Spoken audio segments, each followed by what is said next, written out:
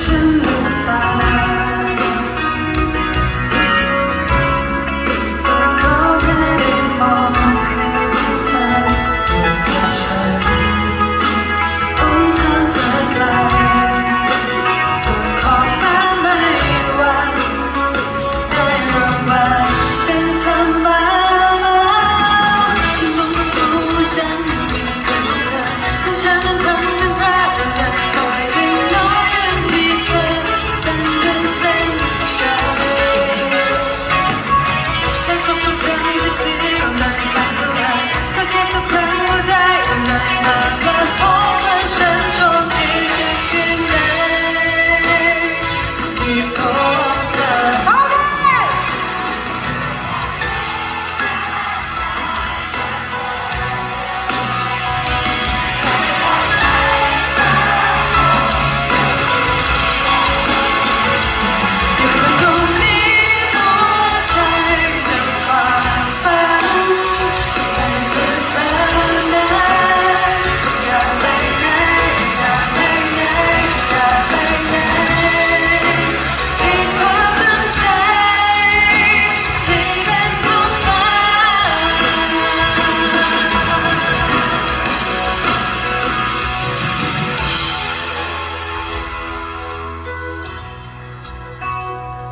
ขอบคุณทุกคนที่มาในคอนเสิร์ตในวันนี้นะขอบคุณค่ะ